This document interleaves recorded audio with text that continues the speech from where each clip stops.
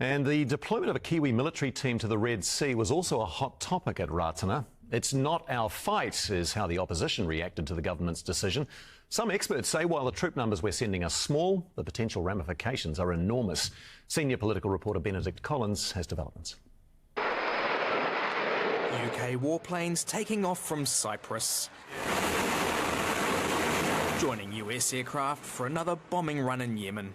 There, Houthi fighters are attacking vessels in the Red Sea, boarding them and hitting them with drones, in protest over Gaza. Now, controversially, we're sending a small team of Defence Force personnel to help strike the Houthis. We're standing up for our values. You know, you can talk values, you actually have to do something about it at some point in time. I don't think this is our fight. And one of the things I think we need to be very mindful of in the Middle East is the conflicts always tend to go on for a long period of time, and they do have a tendency to escalate.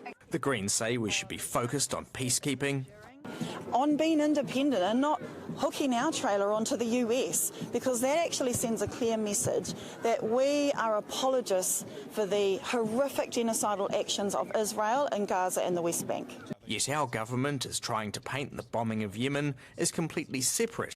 The Houthis in the Red Sea has been going on for quite a long time, many years, and what's happening, the war between Gaza and Israel, is absolutely a different thing altogether. The Houthis started attacking commercial shipping on November the 19th, 5 weeks after that war in Gaza began. There is no coincidence there. It is related. He believes this could mark the beginning of the end of our independent foreign policy. New Zealand is one of only a handful of countries, Australia, Bahrain, the Netherlands, Canada, along with the United States and the United Kingdom, that are now bombing Yemen. It is a huge step for New Zealand to take. In Yemen, these locals say they stand with Palestinians.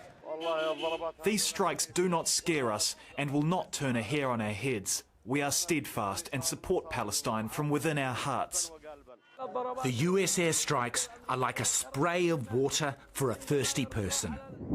Since the US and UK began bombing Houthi targets this month, the Houthi attacks on ships have only increased. So, is the bombing working?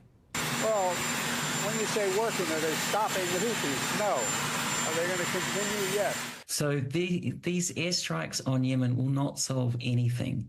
It will not be a solution to the problem. Nevertheless, it's a conflict our government is now wading into. And our government, Benedict, is claiming the bombing in Yemen is completely separate to the war in Gaza. What's the case?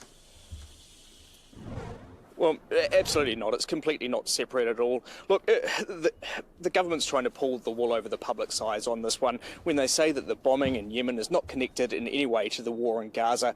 The Houthis, they've been really clear. They've said they will not stop attacking ships in this commercial shipping line until the war in Gaza ends, until Israel allows in aid and medical supplies to the Palestinian people. Now, what the government, the Defence Minister Judith Collins has been saying is, hey, look, the Houthis, they've been attacking ships in the past before the war in Gaza began. It's not related. Well, that's kind of true. The Houthis have been attacking ships, but mostly they were related to Saudi Arabia, who the Houthis have been warring with. So make no mistake here, the war in the Middle East, the war in Gaza is now spreading throughout the Middle East, and the New Zealand government has been very quick, you have to say, to get involved. Tēnā koe, Benedict.